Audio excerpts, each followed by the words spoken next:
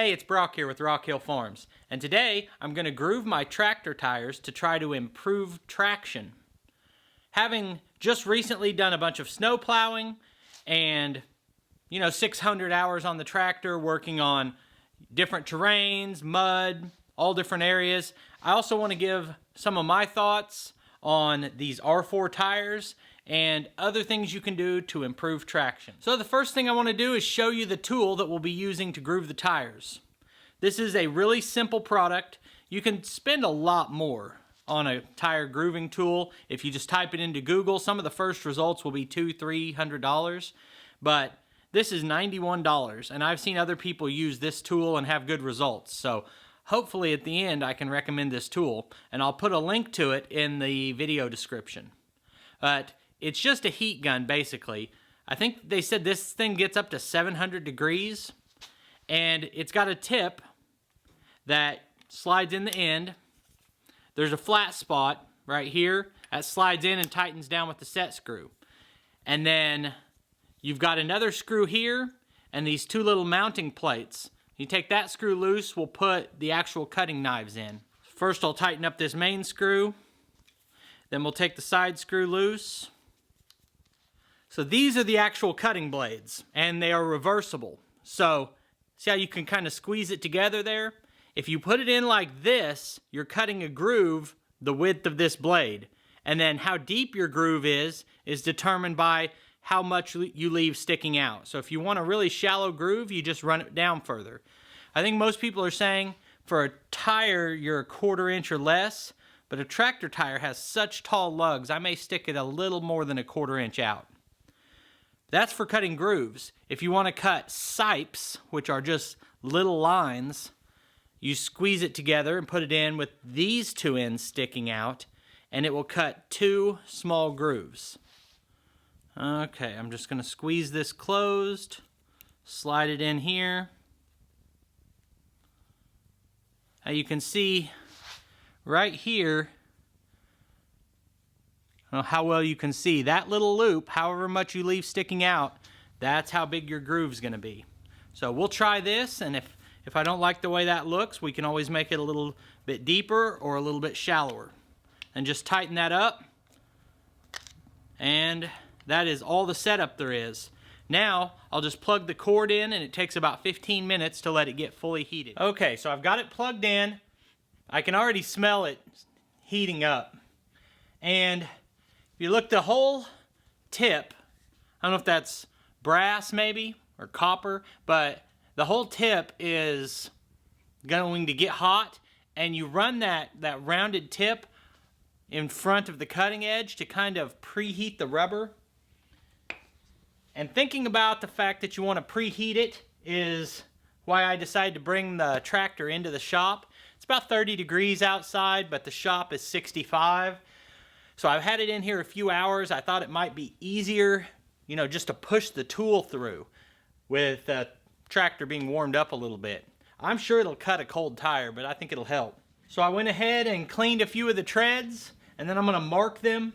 I don't know how easy it'll be to control this gun. I think you have to push pretty hard to get it to cut.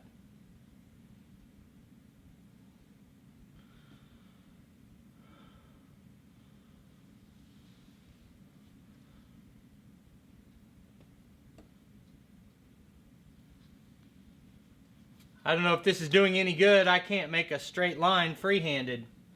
But that at least gives me an idea, or gives you an idea of what I'm trying to do. I want to come all the way out on this end, but maybe not on that end. I've seen people do it where they cut all the way across, and I've seen people leave a spot on each end. I'm not sure if there's a better way. I accidentally cut the first 2 with the camera off, but that's alright because we have a lot more to cut. One thing I learned is it was a bad idea to put these paint lines on, and it's not wanting to come off, but it's putting fumes off as I cut through that paint, so that wasn't smart.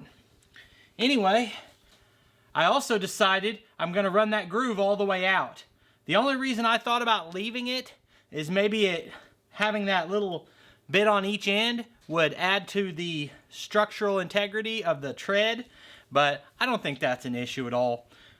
I also think I'm really happy with the depth of these grooves. Here in a second, I'll give you a more close-up shot on the grooves. I kind of thought I was going to have to push hard on this. You really don't have to push hard. It's just kind of slow.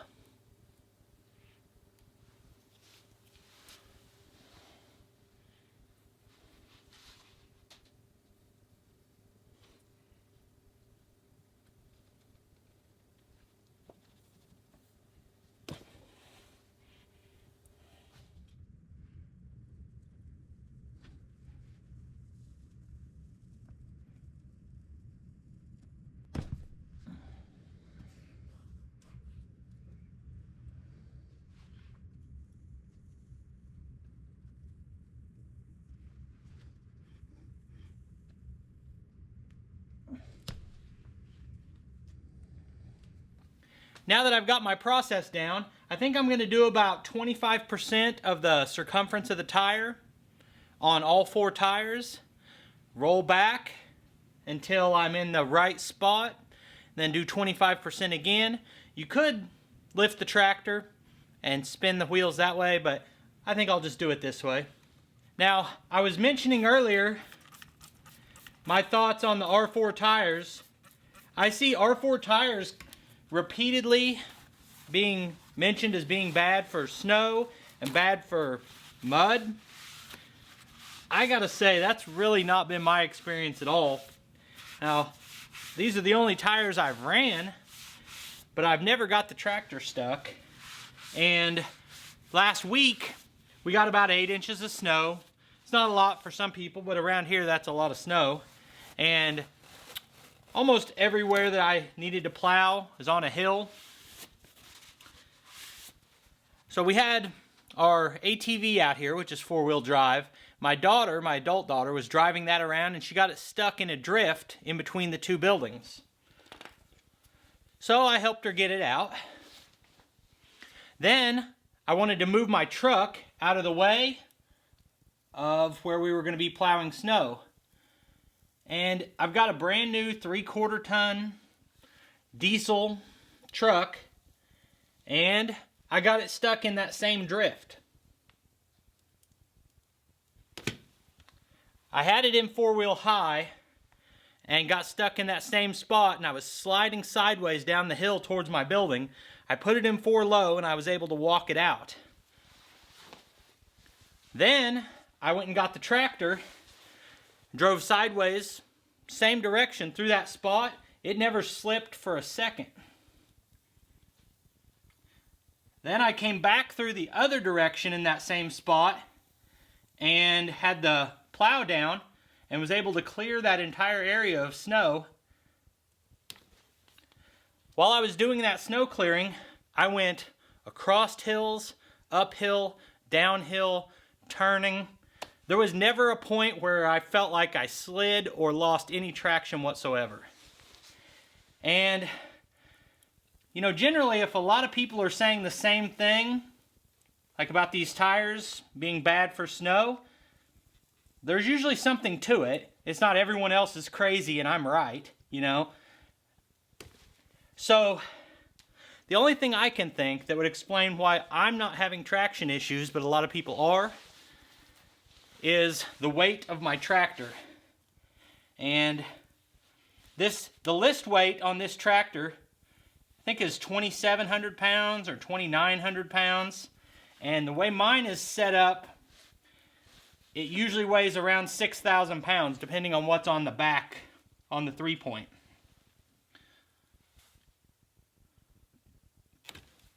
So I would say grooving your tires might be a good way to improve traction. But probably nothing is going to help your traction more than making sure you have proper ballast. For me, that's 3 sets of wheel weights, it's fluid in the tires, it's always running a rear attachment. And if you saw when I brought the tractor in, probably nobody noticed, but I had the box blade on and I have suitcase weights on the box blade. So if it's one of my lighter 3-point attachments, I hang weights on it. I've also got fluid in the front tires. I have a cab on it that weighs 400 more pounds. And the backhoe subframe. All of this adds up to having a lot more weight on the ground and a lot more down pressure, and I just don't have a lot of trouble with these R4 tires. My front tires are already getting pretty beat up and low tread in some spots, so I was considering that possibly when I had to replace those front tires, I might go to a different type of tire because I kept hearing problems with the R4s.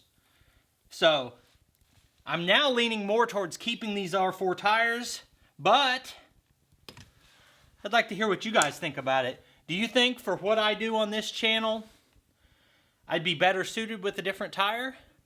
And I know that on some types of tires, you also have to get new wheels, and that's a big expense. So just something else to factor in. I'm going to go ahead and do all these grooves on the whole tractor. I'll show a couple of them on the front just because that looks a little different. And then I'll show you the finished product and my overall thoughts on it.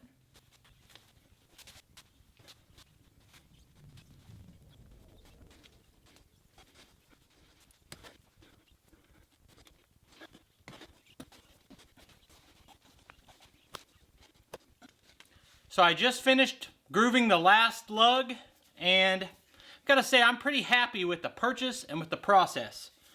This cost me $71, and I would estimate I spent about an hour cutting all these grooves, and that's not a bad investment of time and money when you think about what a tractor tire cost, or if I wanted to upgrade to a tire that I thought would have better traction, I'm going to be out well over $1,000.